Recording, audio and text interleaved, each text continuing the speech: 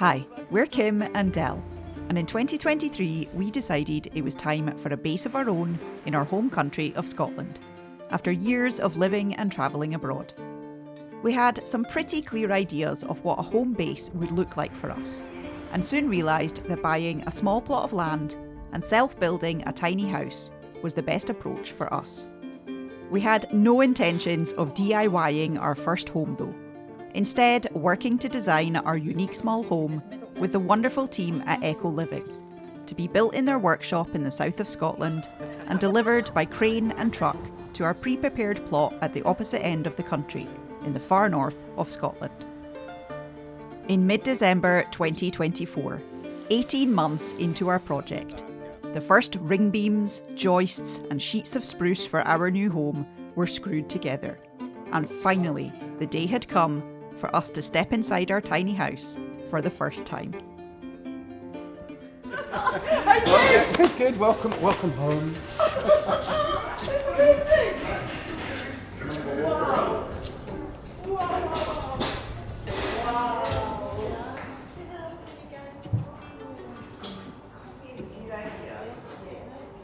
Leading our build project was Echo Living's founder and principal designer, Sam Booth, with the rest of the team made up of designer and office manager Maggie Savage and craftsmen Jack, Tam, Lewis and Mark in the timber and metal workshops. Each of Echo's design-led small builds are bespoke, and their work has featured in the TV show George Clarke's Amazing Spaces, as well as numerous architecture-focused magazines and books. They take care of everything from start to end, including the design, planning application, build and installation, as well as coordinating with groundworks and delivery contractors. This one-stop shop approach, along with a love of their work, is what really drew us to Echo to help realise our tiny house build, and we feel so thankful to have found them. The house is built to meet the legal definition of a residential mobile home, and its internal dimensions are 10.5 metres long by 2.6 metres wide and 3.05 metres at its highest point. This was only day 6 of the build, and we were amazed at how much progress had been made so far, with the base and walls of the house already up, the voids indicating where our doors and massive windows would be. Our first walk through the space was a bit of a whirlwind, with so much to take in as Sam pointed out all the details. You might see just a wooden box, but to me, I was standing in our bedroom, kitchen and living room for the first time, with images of what these spaces might look like in the future, doing 100-mile-an-hour laps around my head, simultaneously throwing up a whole load of questions to fling at Sam. Yeah, so this is how we basically, starts off, so the first one would have been making up the floor plate, so that's basically Pictures, yeah. With all these, so that first bit. These called glue lamps. No, a glue lamp. Glue lamp. So a glue lamp is, do you see this stuff? It's lots of bits of wood glued, laminated together, so it's glue laminated wood. So they are the big beams that run all the way around, and that gives us the, if you imagine, now that we've got, particularly now the walls are screwed to these, so we cut, where we've got a wall, we've cut into the glue lamp, but the glue lamp actually comes like that, so it comes behind the wall. Yeah, I noticed that in the pictures that you sent. I could see exactly where the windows were going to be because... So when the walls get screwed to it, it makes this into one big beam, so that when we're lifting it up and down, it's got structural strength to it. Right, yeah. So the glue lamps do that, and then these ones running that way are doing it in the opposite direction, where you've got your roof wanting to do that. They're keeping it in place. So they're keeping it in place. Yeah. I mean, actually the roof itself will also do that, but it just beats it up. So have you still got ones to put in then, going across the way? No, there won't be any going across the way. Okay, It's just because there's nothing going across the way, you want a thickness. You're basically putting a beam in the same way as that beam's working with forces that way. Yeah. These ones are working with forces that way. Yeah. So these are like patterns basically. Pretty much. Yeah, these are dressmaking patterns. So that's out the front. Showed me in the office. Yeah, that's it. Yeah, W19. Yeah, it's 61 Yeah. So. And as they cut them, they mark it out so we know which ones have been cut, which ones haven't, and then they all stick out so they need to be used, and then they get put in timber. So that weirdly looks like it shouldn't support anything, but the strength of it is in it basically acts in compression that way, and then you have two beams at the top. So normally you'd imagine, a floor joist would be that big, but actually this is just as strong, really light, uses very little material. And then the insulation goes... Yeah, so then once we've done that, we fill, so these ones are 400 centres, which you want for a floor anyway, and then the sheet spool basically fills that. And it's strange, when you put the sheet spool in, 100mm sheet spool is only about that thick, and then it slowly expands. When you first put it in, you think, oh, God, this is going the wrong side, and then it... So we put it in, and then it fills the space. And I then, did wonder that, because it didn't look like it was that much. And then no, it kind of puffs up. It's really strange. So when it comes out of a roll, I don't know which thickness this is, but it starts off compressed, and then over time it slowly starts expanding. Yeah. So it kind of, when you first put it in, you think, oh no, and then it fills the space. So basically the insulation comes up to the underside of the floor. And it will just look like frameless, right? Yeah. So the way it works is the return comes in. Do you see the little cutout on the floor? Yeah. And a cutout in the ceiling. The glass just goes against that point. Yeah. So there's no visible frame. So will there be... so the glass will sit here. Yeah. So then will this be a bit of well, obviously not a windowsill, but that will be a gap. The return will come in here. Yeah. So that will go all the way. Yeah. So that's like a window frame, if you like, but the frame is a recess. And if we were going to put blinds, we would still be able to put them in this Onto space. This space. Yeah. We planned to have integral blinds fitted between the panes of glass for some of our windows, but decided against this for the picture windows at the end of our living room and in the bedroom, so that we could have glazing bigger than the max dimensions possible with integrated blinds. This meant deciding on separate blinds for these windows was added to our to-do list. But not significant amount. I'll never be able to do that again once the window's in. And the stove, what were you thinking for positioning? Would it be corner, facing that way, or facing that way? I think you probably want it facing into the space, so that certainly when if you're sitting here, particularly, I think the little, if we're going for the apple pie, it's got a good size glazing to it. So I think it'd be nice to be able to see it. So have it on the kind of at the 45, I think. Yeah. That's what I was thinking. Yeah. So the only thing then, what we'll do is there enough room for that? Yeah, it would have to come out by, so the apple pie can sit 100mm off combustibles, which is quite tight. But I think we'd still probably put something behind it. But if it's too, it would end up being kind of like this relative to the room. Because it's not huge. And the flue just goes straight up. We can build a special little platform to sit it on. So if we built it, you want it, I think, off the deck a bit. And if we build something that kind of comes out, that gives you storage space underneath. So we'll basically fill that with a little metal thing that it can sit on, which will give you space for logs below it. Throughout the design process for our house, we'd witnessed Sam's ability to come up with clever solutions to tricky questions, often on the spot. And this adaptable approach to problem solving continued into the build stage. At this point, we realised that the lengthening of our living room wall to accommodate our chosen sofa bed hadn't been translated to the plans that the team were building off. And the wall wasn't quite long enough as is. To my novice eye, this looked like a pretty big deal to fix. But as usual, Sam was quick to find a solution and took it all in his stride. But if we pulled it, we'd literally be coming in by about that much on this wall. Does it matter that you've already got the gap cut in? No, we can put a little fillet in. Or it'll be a forever reminder. And the door will still fit and everything. Yeah, so we basically we never ordered doors and windows until everything's completed, because you just cannot guarantee that. You've got to have a 5mm tolerance on the windows. So I have too many mismeasured units. So I've learned my lesson. I've got a greenhouse out. From mismeasured windows. There are many advantages to prefabricating a house in a workshop, with it being a very efficient, fast and non-weather dependent method of building, to name a few. But of course, our house isn't going to live in this workshop. So from the very beginning of our tiny house journey, the practicality of delivering our home to our chosen site has had to be considered. During our plot hunting phase, this involved us taking note of access roads, narrow bridges, overhanging trees, and other obstacles for each potential plot that we viewed. And before buying the paddock, we ran through the feasibility of getting a modular house to the site with Sam. Now he talked us through the plan for how the house itself would be lifted, using detachable steel lifting frames bolted to reinforced lifting points built into the house. And the idea is that we're going to make you a lifting frame that can be bolted on and off the building without affecting the building. But the idea would be that we'll put them on and then we'll remove them and leave them with you, which means if in the future we wanted to move them, you can just lift the building again, just clip them back and they'll just bolt back on and you can lift the whole thing and put it somewhere else. We paused our discussions with Sam to watch excitedly as our bathroom started to take shape before our eyes. This section of wall divides the bathroom and our bedroom wardrobe, with the cutout area at the top being the footwell for my mezzanine office desk.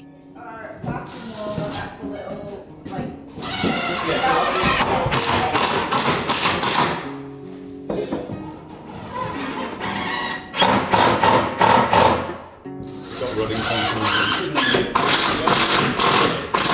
Rather than dropping straight down, which we could have a window reveal.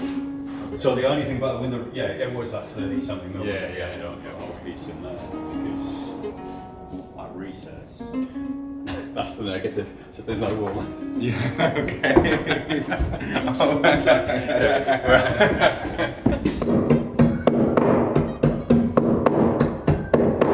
Floor of your office comes in there. Yeah. It's king-sized. But you'll be standing here in the shower. Yeah, and so the that'll actual be shower little, itself will be here, but yeah. there's Shower. if you are sitting. Yeah. Yeah. And then sink here. Will we have this space for like Yeah, a mirror? We can put a mirror or something that's here? available for whatever you wish. Yeah. Yeah. And then this is one. I'll bring the sink down. Yes. One of the best things about a self-build is being able to design everything about your home from scratch, from the layout to fixtures and fittings. And it was really easy working with Echo to include specific things we wanted into our build. We sourced a number of items, including light fittings, tiles and blinds that we wanted, and either ordered these ourselves to be sent directly to Echo, or Maggie ordered them for us and added them to the ongoing revisions invoice. We also opted for various items suggested by Echo, such as our stove, flooring and kitchen worktop. It felt like a very collaborative approach, and we had a lot of say in the final look of the house, which was really important to us. This concrete basin is something I'd had my eye on for a long time for our bathroom, and having just been delivered, we finally got to see it in real life. It's the OMOI sink from concrete design specialists Warrington and Rose, which I found heavily discounted on Etsy because it's classed as a second with minor imperfections. I'll link this company and our bedside lights, which we also saw for the first time on this visit, in the description. Yeah, I mean it was a seconds, but it doesn't look like it's got. Yeah, it's hard to know where the massive second part of it imperfections is. or anything like that. That's cool. Nice. We should maybe rebox it before it becomes even seconder. The main design details of our house, such as the construction materials, dimensions, and layout of windows and dividing walls, were all locked in prior to the build commencing. But there was still a lot of flexibility for elements of the interior design and layout to evolve throughout the build. And spending the day with Sam and Maggie in the workshop gave us the opportunity to talk through ideas and really visualise the possibilities within the space. We bounced around options for our breakfast bar / Dell's work desk for Sam to come up with a design proposal, decided that our main door, which will open externally, should be hung on the left and open into the prevailing wind, and spent a long time mulling over the position of a TV. We wanted to be able to kick back and watch something in the evening, but didn't want a screen to dominate our living room space. An idea I'd had was for a TV to be bracket mounted on the sofa side of the entrance lobby wall. When not in use, it would sit against the wall, and it could swing out on a flexible arm in front of the sofa when we wanted to watch it. But visualising this in the space confirmed Dell's doubts about the practicality of such a setup, as you'd need a very long arm bracket to position the screen far enough away from the sofa to be comfortable for viewing. And such a bracket, if it even exists, would probably have a pretty chunky depth when folded, which would be unattractive to look at side on. Sam proposed a recess in the wall to hide the bracket, or better still, to opt for a mini projector and pull-down projector screen in front of the sliding window.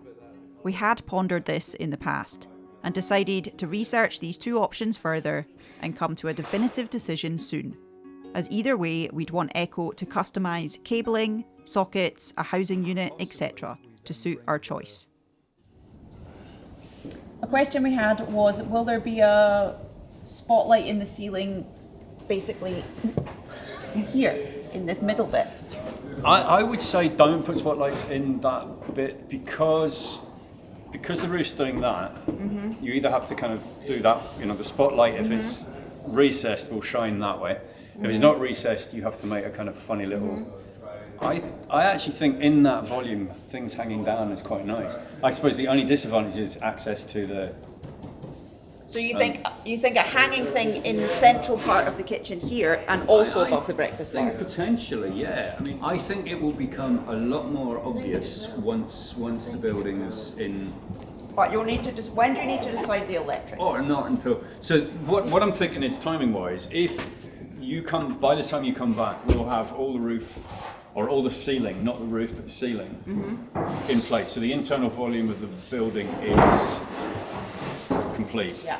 And at that point, we can literally hang bits of string with things that represent the lamps that you're looking at. And that's not too late for you to physically... I don't think so. No, I don't think so. I think and then they can get fed through. we can start doing... That point we need some. Yeah, we can start putting in switches and things like that. I think most of the switches, 99% of them, it's a bit of a no-brainer to where they go. So, I mean, we can send things out to you. We've already basically got ideas, so we could even do that today. Yeah, I mean, it's like you kind of go through a process of entering a building. You want to be able to switch the switch on that gives you the immediate bit of light that you need immediately, and you also need to be able to switch that off without having to go back to that space. So it's a two-way thing. And equally, in the living room, you want to be able to switch on all of the lights, or somewhere here, you want to be able to switch on all of the lights that you want and switch them all off, and they want it to be two-way so you can do the same thing from the bedroom end. Yeah. The rest of it is pretty much, you either side of the bed, you're both going to want your own little independent switch for those lights. One or both of you want to be able to control the central light so that you can get into bed and turn them off without having to get up again. Yeah.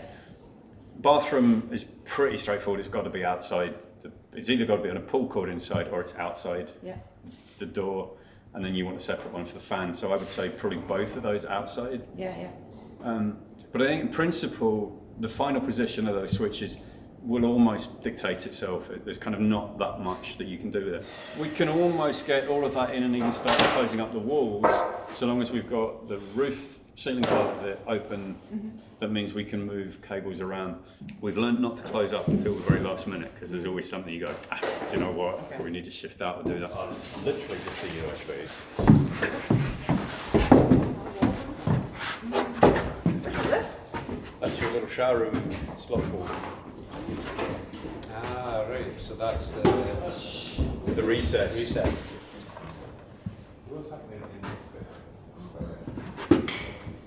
This is where the sink sits. And then... Yeah, we just got here and started talking. Haven't even just taken this in really, wow, standing in front of the kitchen. I feel like I have been thinking about this for a long time, and I feel like I've covered a lot, and then there'll always be something like, oh, I thought about that.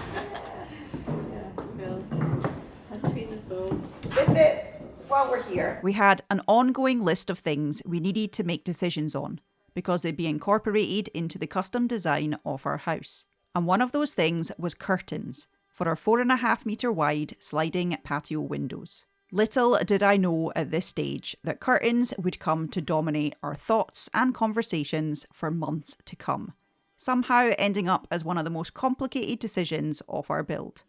And the discussions started here, revolving around the introduction of a recessed curtain track built into a shelf, and the practicalities of how much space two sets of curtains, one sheer and one heavier, would take up in the corridor space available to us. The track, you kind of need at least 100mm between the rail and the back of the wall if you're stacking, if it's going that lane. Yeah. Or at least the further off you go from the wall, the bigger the S can be, if that makes sense. Yeah. Which the shorter the length it needs to stack back. Which would be So appealing if- here. Yeah, You don't so want if this you've taking got- up the entire wall with Yeah, curtains. but it does mean when it's stacking, it will take up Oh, it'll a come bit out of the further, space. yeah. That's so it's, Yeah. it's a kind of A balance there. balance. In the afternoon, Tam and Jack got 2 more of the bathroom walls up, and the space really started to make more sense to us. We'd already decided on the tiles we'd like for the bathroom walls and floor, but couldn't quite visualise where exactly the tiles should extend to, and were thinking about possibly painting the untiled sections of wall. So we ran these ideas by Sam. The floor for your office comes to that point. Yeah.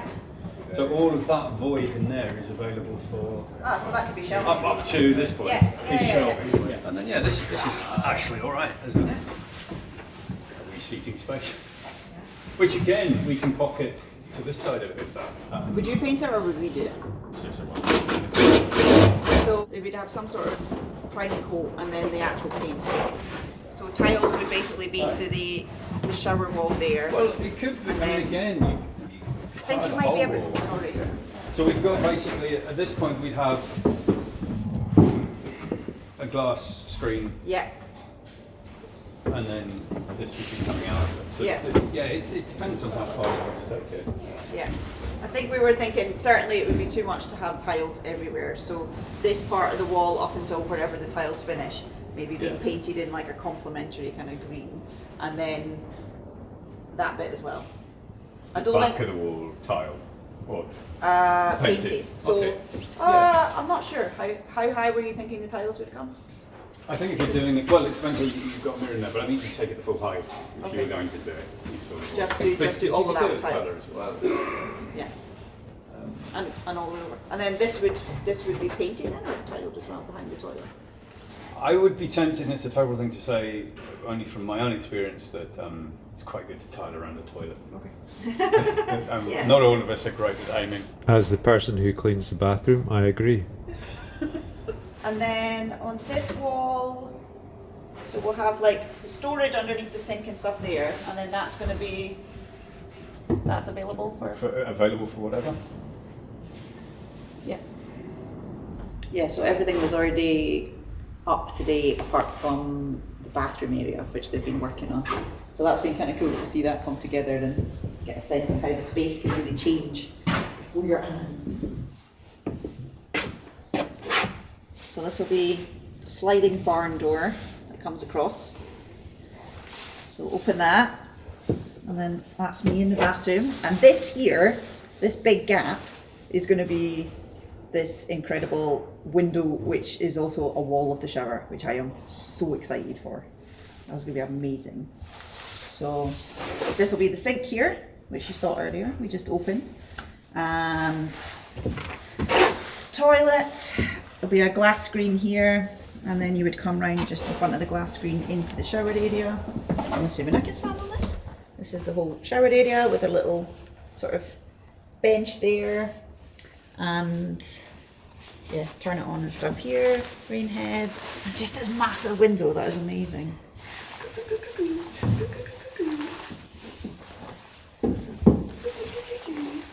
So this is a good indication of the sheet pool actually, insulation. This bit here, where there's going to be this like little shower seat, it's like utilising all the space as cleverly as possible.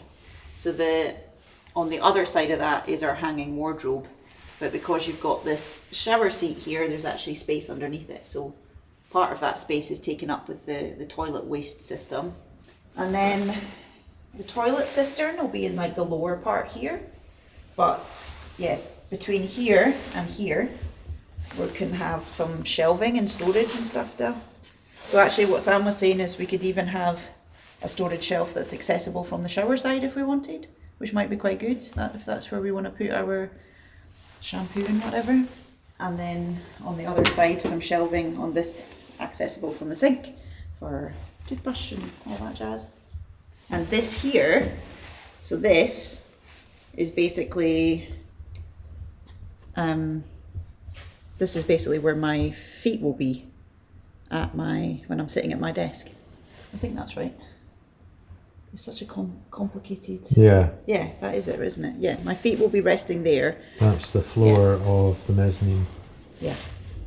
So that was really clever how we managed to fit that in to the 3 metre height. Yeah, I've been trying to picture how big or small this bathroom is going to feel. I've been like measuring every bathroom that I've been going in. I literally just measure everything, everywhere I go. And yeah, this is fine. I mean, it's compact, obviously, but that's totally fine. A couple of towel rails here, hanging our towels. And yeah, I guess the height of the ceiling is going to be, I guess, just at this height. And there'll be storage above here, like long-term storage, big storage area. The water tank as well, be above there. As Del just said, it feels reassuringly big in here, which is good. I think when we first saw the photos of just the base, it was like, oh, is that really it? That's really small. But having just shown up today and seen it with the walls and where all the windows and everything are going to be, and standing or sitting in this space, it feels like a good size. It doesn't feel small. This massive picture window is just amazing. This is even bigger than I was, I think, possibly anticipating. It's huge. That's amazing. I think it's all just still sinking in. I mean, we were kind of just like talking and getting straight into it as soon as we arrived, and it's like you just take a moment to look at it, and it's not even really sunk in that it's actually all happening yet. That looks great. So how's it feeling? Good. Where's my pull-up bar going to be, Kim? We haven't discussed that yet. Oh, somewhere in the ginorma garden that we don't know what we're going to do with. Yeah, it's feeling pretty good. Very spacious. A lot bigger than anticipated, actually.